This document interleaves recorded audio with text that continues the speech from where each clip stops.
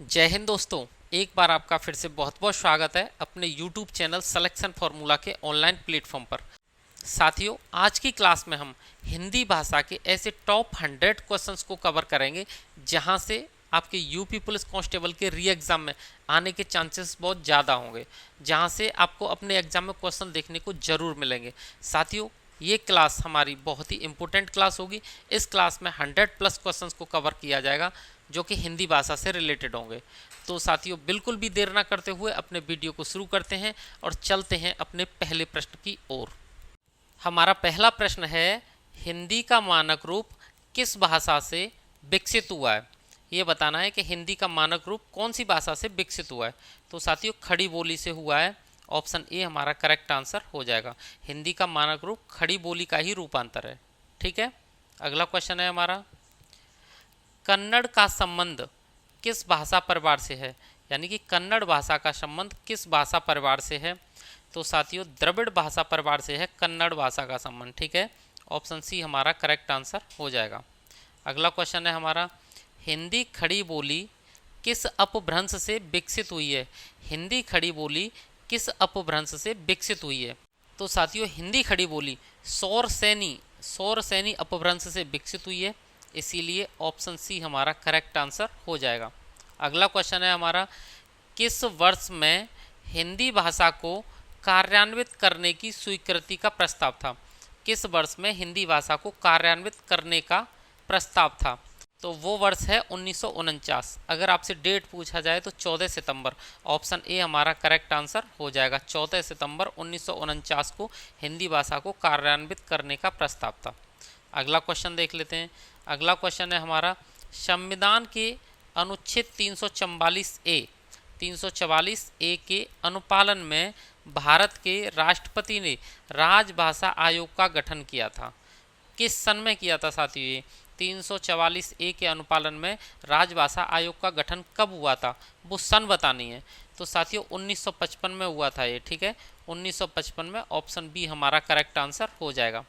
बहुत important question है साथियों, ये हिंदी के पूछे जाते हैं एग्जाम में। अगला क्वेश्चन है हमारा, संविधान के किस अनुच्छेद में हिंदी को राजभाषा तथा इसकी लिपि देवनागरी को स्वीकार किया गया है? वो कौन सा अनुच्छेद है जिसके अकॉर्डिंग हिंदी को हमारी राजभाषा माना गया है और देवनागरी लिपि को स्वीकार किया गया है? तो साथियों, ये अनुच्छेद 343। ठीक है, ऑप्शन ए हमारा करेक्ट आंसर हो जाएगा। अगला क्वेश्चन है, हिंदी की आदि जननी क्या है? हिंदी की जननी पूछी गई है, क्या है? तो साथियों, हिंदी संस्कृत भाषा से जन्मी है। ऑप्शन बी हमारा करेक्ट आंसर होगा। हिंदी की जननी संस्कृत है। अगला क्वेश्चन है हमारा, हिंदी के अतिरिक्त कौन सी भाषा देवनागरी लिपि में लिखी जाती है? हिंदी के अलावा ऐसी कौन सी भाषा है जो देवनागरी लिपि में लिखी जाती है? तो साथियों, नेपाली भाषा भी देवनागरी लिपि में लिखी जाती है। ठीक है, ऑप्शन डी हमारा करेक्ट आंसर हो जाएगा। अगला क्वेश्चन है हमारा, खड़ी बोली निकली है। खड़ी बोली कहाँ से निकली है? तो साथियों, पश्चिम की जो हिंदी है, पश्चिमी हिंदी, वहाँ से निकली है खड़ी बोली। ऑप्शन सी हमारा करेक्ट आंसर होगा। अगला क्वेश्चन है हमारा, निम्न में से कौन सी भाषा उत्तर प्रदेश की दूसरी राज्य भाषा है? तो साथियों, उत्तर प्रदेश की दूसरी राज्य भाषा के रूप में उर्दू भाषा को स्वीकारा गया है। ठीक है, तो ऑप्शन बी हमारा यहाँ करेक्ट आंसर होगा। पहली राजभाषा है उत्तर प्रदेश की हिंदी और दूसरी है उर्दू। अगला क्वेश्चन है हमारा, ब्रज हिंदी की किस उपभाषा के अंतर्गत है? जो ब्रज भाषा है वो हिंदी की किस उपभाषा के अंतर्गत है? तो साथियों, पश्चिमी हिंदी के अंतर्गत है ब्रज भाषा। ठीक है, ऑप्शन बी हमारा करेक्ट आंसर हो जाएगा। अगला क्वेश्चन है हमारा, पूर्वी हिंदी, अब पश्चिमी हिंदी की बात नहीं कर रहे हैं, पूर्वी हिंदी की बात कर रहे हैं। पूर्वी हिंदी क्षेत्र में कौन सी बोली नहीं बोली जाती? पूर्वी हिंदी क्षेत्र में कौन सी बोली नहीं बोली जाती? बघेली, अवधी, छत्तीसगढ़ी। ये साथियों तीनों बोली पूर्वी हिंदी की बोलियां हैं। ठीक है, बघेली, अवधी और छत्तीसगढ़ी। जो जयपुरी है वो नहीं है, और यही पूछा गया है पूर्वी हिंदी क्षेत्र में कौन सी बोली नहीं बोली जाती, तो वो है जयपुरी पूर्वी हिंदी में नहीं बोली जाती। ऑप्शन डी हमारा करेक्ट आंसर हो जाएगा। अगला क्वेश्चन है साथियों, पश्चिमी हिंदी के अंतर्गत कौन सी बोली आती है? तो साथियों, कन्नौजी जो बोली है वो पश्चिमी हिंदी के अंतर्गत बोली जाती है। ठीक है, ऑप्शन ए हमारा करेक्ट आंसर हो जाएगा। अगला क्वेश्चन देखते हैं। अगला है हमारा, निम्नलिखित में से कौन सी बोली राजस्थानी हिंदी के अंतर्गत आती है? कौन सी बोली है साथियों जो राजस्थानी हिंदी के अंतर्गत आती है? तो मेवाती, मेवाती ऐसी बोली है जो राजस्थानी हिंदी के अंतर्गत आती है। ऑप्शन बी हमारा करेक्ट आंसर हो जाएगा। अगला क्वेश्चन है हमारा, सितंबर मास में 10वां विश्व हिंदी सम्मेलन भारत के किस शहर में आयोजित किया गया था? तो साथियों, सितंबर के महीने में जो 10वां विश्व हिंदी सम्मेलन है वो भोपाल के अंदर आयोजित किया गया था। ठीक है, ऑप्शन ए हमारा करेक्ट आंसर हो जाएगा। अगला क्वेश्चन है, भारत के उच्चतम न्यायालय तथा उच्च न्यायालयों की भाषा संबंधी निर्देश किस अनुच्छेद में दिया गया है? उच्च न्यायालय यानी कि हाई कोर्ट और उच्चतम न्यायालय सुप्रीम कोर्ट। तो हाई कोर्ट और सुप्रीम कोर्ट की जो भाषा है उसके संबंधी निर्देश कौन से अनुच्छेद में दिए गए ये बताना है साथियों। तो वो है अनुच्छेद 348, 348। ठीक है, अनुच्छेद 348, ऑप्शन ए हमारा करेक्ट आंसर हो जाएगा। अगला क्वेश्चन है साथियों, भारतीय संविधान में 22 भाषाओं को आधिकारिक भाषा का दर्जा दिया गया है जिनमें यह भाषा शामिल नहीं है। तो कौन सी भाषा साथियों शामिल नहीं है ये बताना है। उन 22 भाषाओं में मैथिली शामिल है, मणिपुरी भी शामिल है, बोडो भी शामिल है, भोजपुरी साथियों शामिल नहीं है। तो हमारा आंसर हो जाएगा ऑप्शन डी भोजपुरी। अगला क्वेश्चन है, भारतीय संविधान के अनुच्छेद 210 में निर्देशित है। अनुच्छेद 210 में क्या निर्देशित है साथियों ये बताना है। तो विधानमंडल में प्रयुक्त होने वाली भाषा के बारे में अनुच्छेद 210 में बताया गया है। ठीक है, तो ऑप्शन ए हमारा करेक्ट आंसर हो जाएगा। विधानमंडल में प्रयुक्त होने वाली भाषा के बारे में जो वर्णन है वो अनुच्छेद 210 में है। अगला क्वेश्चन है हमारा, केंद्रीय हिंदी निदेशालय की स्थापना कब हुई? तो साथियों, केंद्रीय हिंदी निदेशालय की स्थापना 1960 में हुई थी। ऑप्शन बी हमारा करेक्ट आंसर हो जाएगा। अगला क्वेश्चन है, रामचरितमानस की रचना किस भाषा में की गई? तो रामचरितमानस जो तुलसीकृत है, जो तुलसीदास जी ने रचा है, उसके बारे में पूछा गया है कि उनकी रचना उन्होंने किस भाषा में की थी। तो साथियों, रामचरितमानस की जो रचना है वो अवधी में की गई थी। ऑप्शन बी हमारा यहाँ करेक्ट आंसर हो जाएगा। अगला क्वेश्चन है, इनमें बिहारी हिंदी का रूप नहीं है, यानी कि 3 रूप बिहारी हिंदी के एक नहीं है, तो वो कौन सा है? मगही ये बिहारी का है, अवधी ये साथियों नहीं है, मैथिली भी बिहारी का है, भोजपुरी भी बिहारी का है। तो ऑप्शन बी हमारा यहाँ करेक्ट आंसर हो जाएगा, अवधी ये बिहारी का नहीं है। ठीक है, अगला क्वेश्चन है, बौद्ध धर्म से जुड़े हुए साहित्य की भाषा है। बौद्ध धर्म से जो जुड़ा हुआ साहित्य है उसकी भाषा कौन सी है? तो पाली भाषा है बौद्ध धर्म के साहित्य की। ठीक है, ऑप्शन सी हमारा करेक्ट आंसर हो जाएगा। अगला क्वेश्चन है, खड़ी बोली का प्रथम महाकाव्य कौन सा है? खड़ी बोली का पहला महाकाव्य साथियों प्रिय प्रवास है, प्रिय प्रवास। ऑप्शन सी हमारा करेक्ट आंसर हो जाएगा। अगला क्वेश्चन है हमारा, खड़ी बोली हिंदी का प्रथम कवि कौन माना जाता है? खड़ी बोली हिंदी का पहला कवि कौन माना जाता है? तो साथियों, वो कवि हैं अमीर खुसरो। ठीक है, ऑप्शन बी हमारा करेक्ट आंसर हो जाएगा। अगला क्वेश्चन देखते हैं। अगला क्वेश्चन है, हिंदी का प्रथम व्याकरण लिखने वाले विद्वान है। हिंदी का पहले व्याकरण लिखने वाले विद्वान का नाम बताना है, सबसे प्रथम व्याकरण लिखने वाले विद्वान। तो साथियों, वो हैं जेसुआ केटलर। ऑप्शन सी हमारा करेक्ट आंसर हो जाएगा। अगला क्वेश्चन है हमारा, अपभ्रंश का वाल्मीकि किसे कहा जाता है? अपभ्रंश का वाल्मीकि, तो साथियों स्वयंभू को कहा जाता है अपभ्रंश का वाल्मीकि। ऑप्शन ए हमारा करेक्ट आंसर हो जाएगा। अगला क्वेश्चन है हमारा, विश्व हिंदी सचिवालय का मुख्यालय कहाँ है? विश्व हिंदी सचिवालय का मुख्यालय बताना है कि कहाँ है। तो साथियों, ये है मॉरिशस में। विश्व हिंदी सचिवालय का जो मुख्यालय है वो मॉरिशस में है। ऑप्शन डी हमारा करेक्ट आंसर हो जाएगा। अगला क्वेश्चन है हमारा, 11वां विश्व हिंदी सम्मेलन कहाँ संपन्न हुआ था?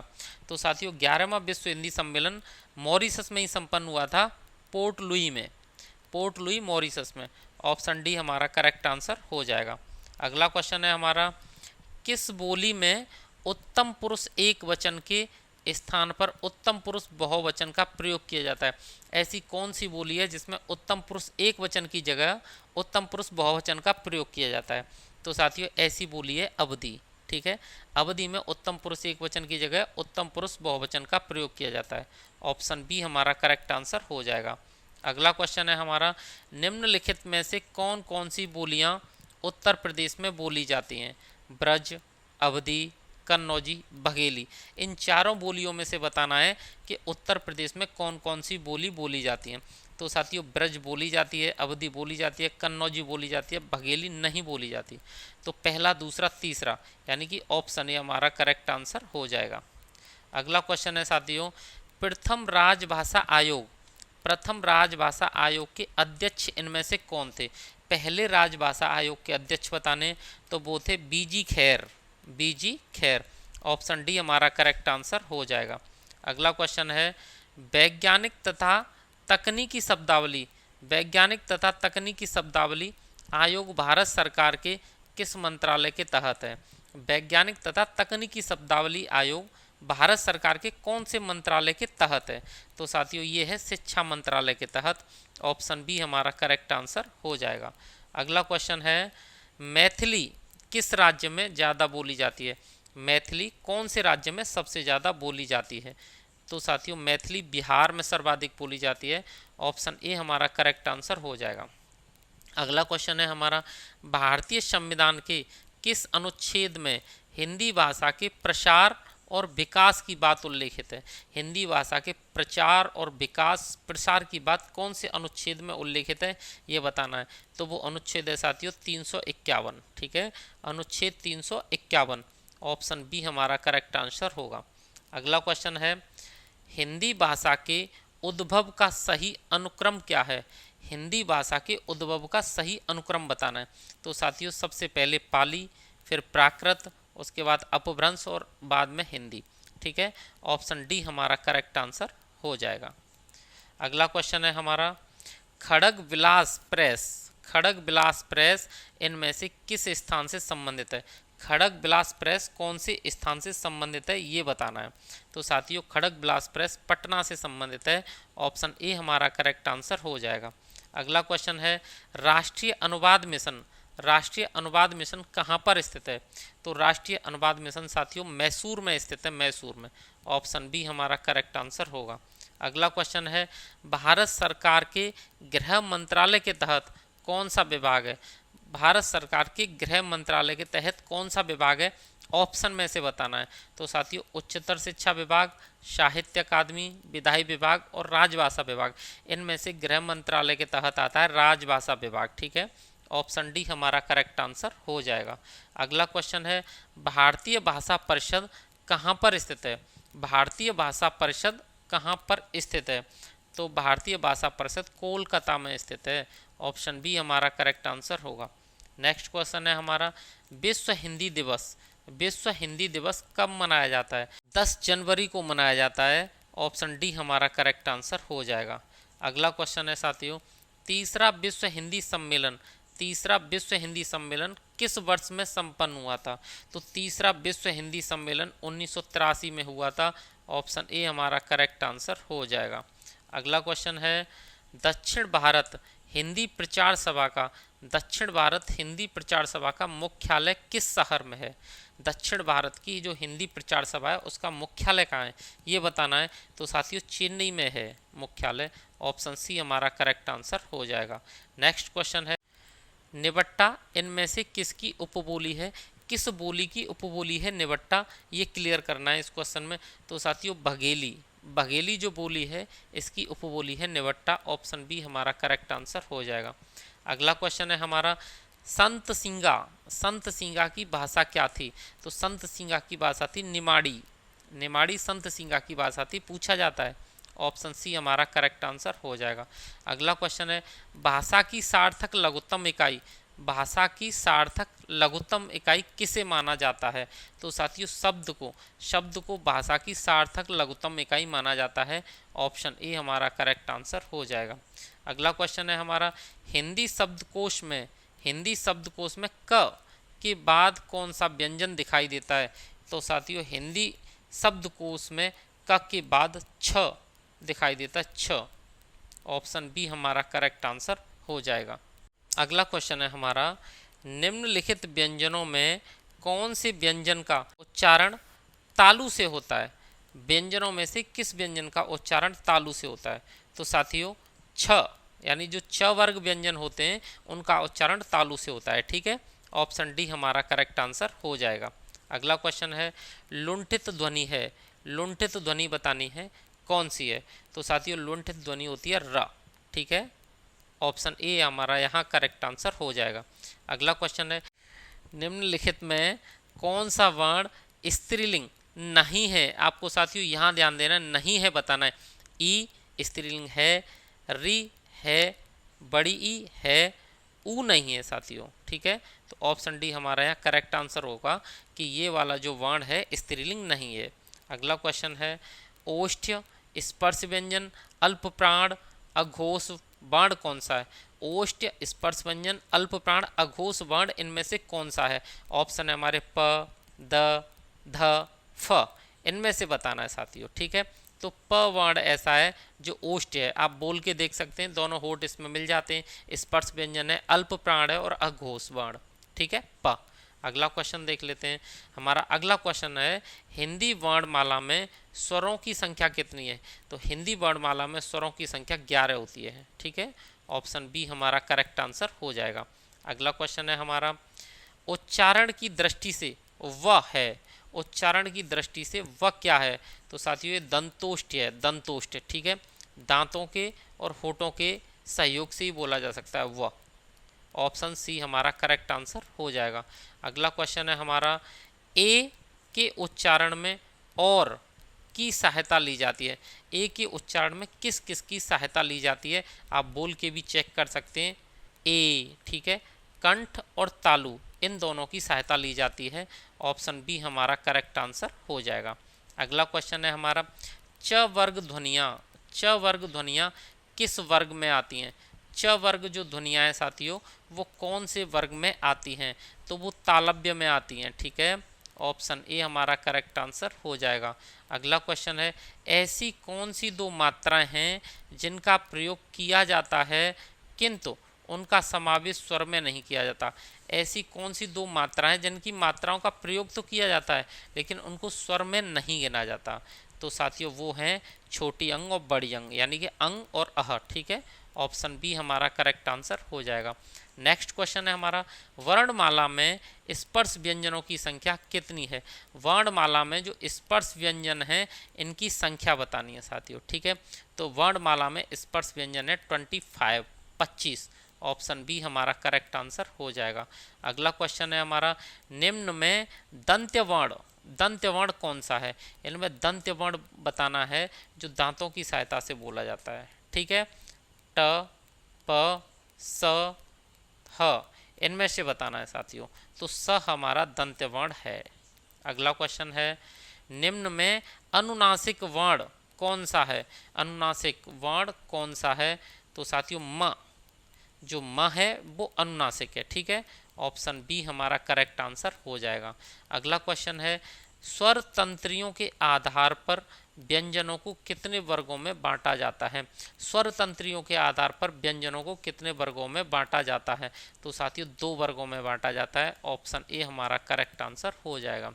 अगला क्वेश्चन है हमारा, निम्न में कौन सा वर्ण घोष है? कौन सा वर्ण है जो घोष है? तो साथियों ग, ग घोष है हमारा। ऑप्शन ए हमारा करेक्ट आंसर हो जाएगा।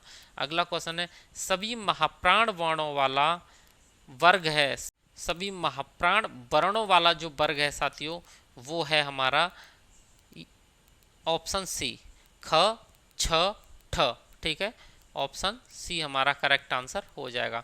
अगला क्वेश्चन है, छ वर्ण किन 2 वर्णों के मेल से बनता है? जो छ वर्ण है वो कौन से 2 वर्णों के मेल से बनता है ये बताना है। ठीक है, तो साथियों ये क और स से मिलके बनता है, तो ये बनता है साथियों क और षटकोण वाले स से। ऑप्शन बी हमारा यहाँ करेक्ट आंसर हो जाएगा। अगला क्वेश्चन है हमारा, काकल्य, काकल्य वर्ण कौन सा है? तो साथियों काकल्य वर्ण होता है हमारा ह। ठीक है, ऑप्शन सी हमारा करेक्ट आंसर हो जाएगा। अगला क्वेश्चन है, अर्ध विव्रत स्वर, अर्ध विव्रत स्वर कौन सा है? अर्ध विव्रत स्वर है साथियों ए। ऑप्शन बी हमारा करेक्ट आंसर हो जाएगा। अगला क्वेश्चन है अंतस्थ व्यंजन कौन से वर्ग में है? अंतस्थ व्यंजन कौन से वर्ग में है? तो साथियों अंतस्थ व्यंजन है य ल व, य ल व। ऑप्शन बी हमारा करेक्ट आंसर हो जाएगा।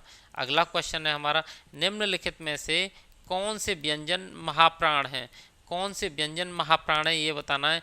तो स स स ह, स स स ह हमारे ये क्या है, इसमें महाप्राण है। ऑप्शन डी हमारा करेक्ट आंसर हो जाएगा। अगला क्वेश्चन है कौन से वर्ग के सभी व्यंजन अल्प प्राण है? अब हमें अल्प प्राण वाले वर्ग को देखना है। ठीक है साथियों, तो इसका सही आंसर होगा क च त, क च त। ऑप्शन बी हमारा करेक्ट आंसर हो जाएगा। ये सभी अल्प प्राण हैं। ठीक है, अगला क्वेश्चन है ओठों की आकृति के आधार पर निम्नलिखित में से कौन सा अव्रतमुखी स्वर है? अव्रतमुखी स्वर बताना है ओठों की आकृति के आधार पर। तो साथियों इसका सही है ए। ठीक है, ऑप्शन डी हमारा करेक्ट आंसर हो जाएगा। अगला है जिह्वा के आधार पर, जिह्वा के आधार पर स्वर कितने प्रकार के होते हैं? तो साथियों जिह्वा के आधार पर स्वर 3 प्रकार के होते हैं। ऑप्शन बी हमारा करेक्ट आंसर हो जाएगा।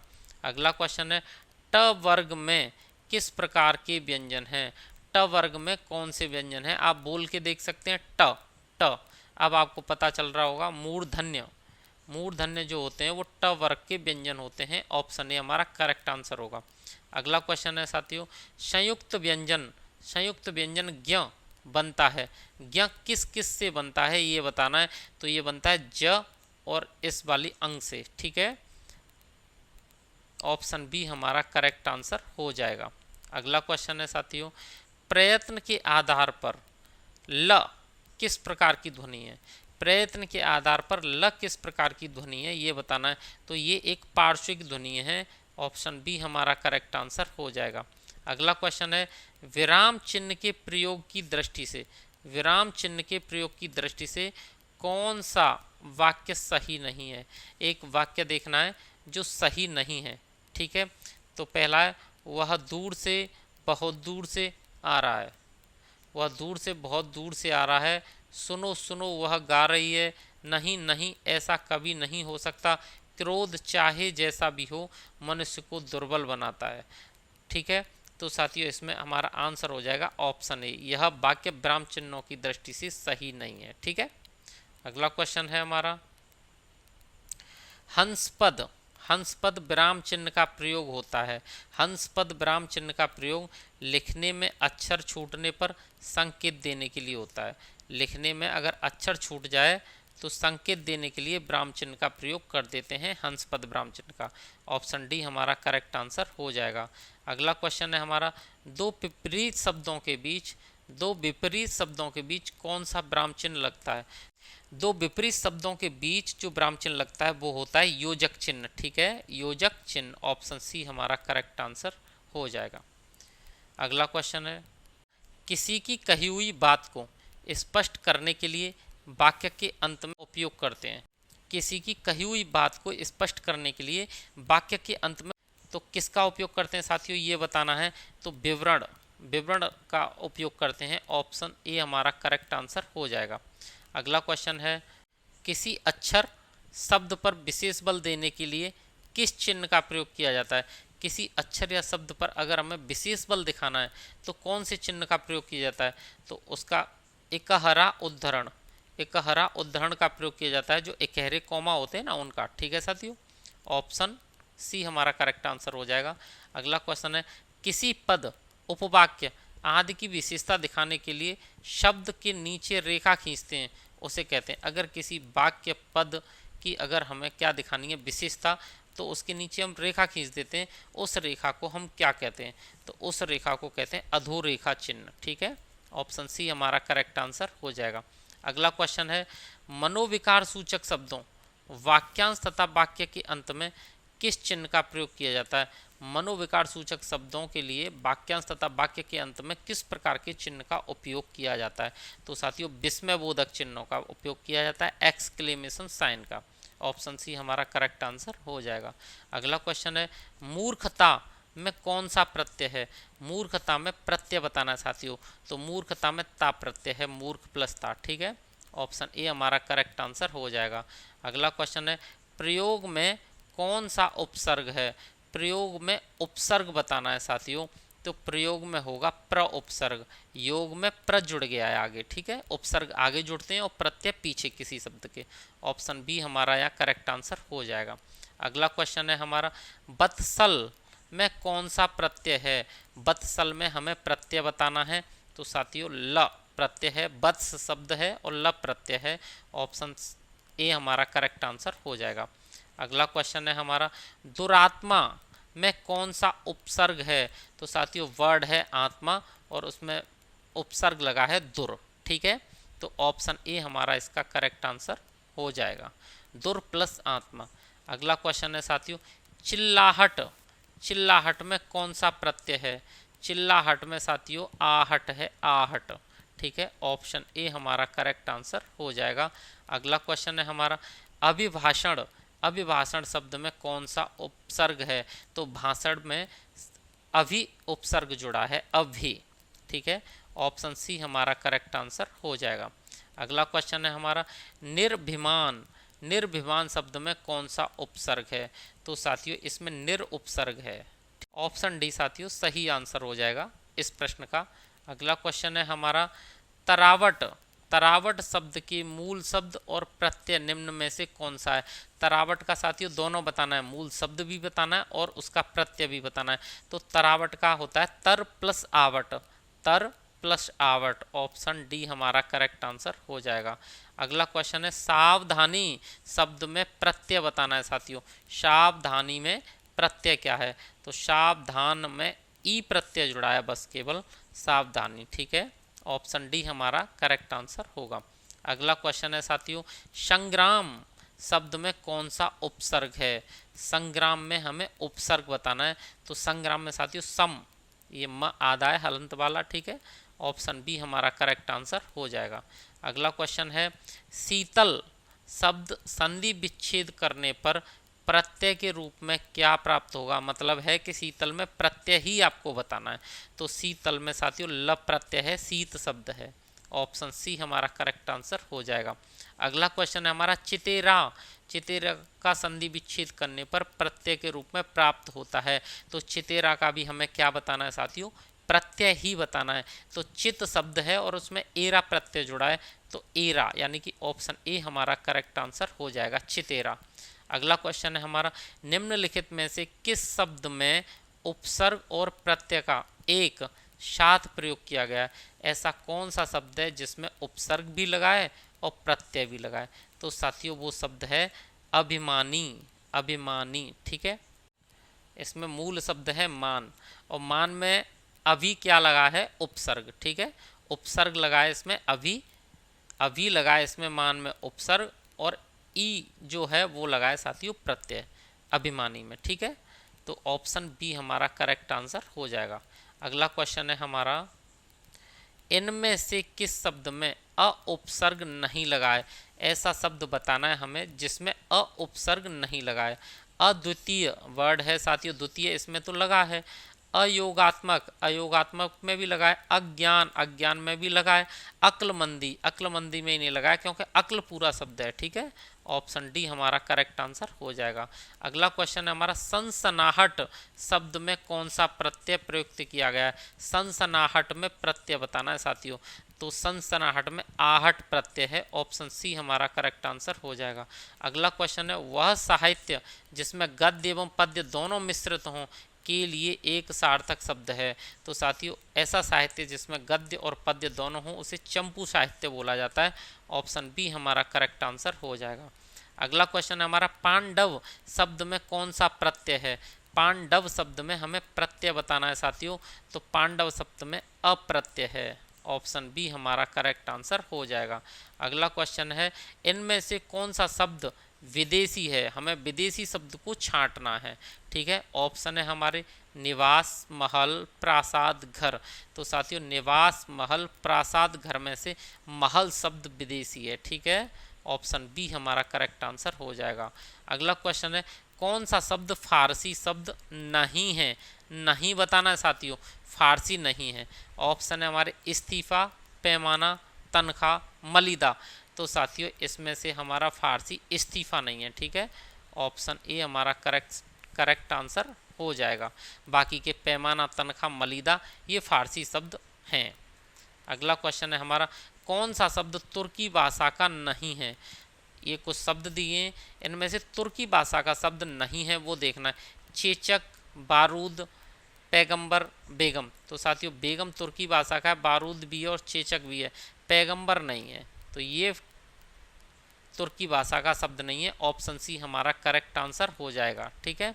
अगला क्वेश्चन है, निम्न शब्दों में योग शब्द की पहचान कीजिए। हमें योग शब्द देखना है जो दो शब्दों से जुड़कर बनाओ। मुरलीधर एक ही शब्द है, पंकज एक ही है, पुस्तक एक ही है, परम औषधि ये परम धन औषध से मिलकर बना है, तो ये एक क्या है? योग शब्द है।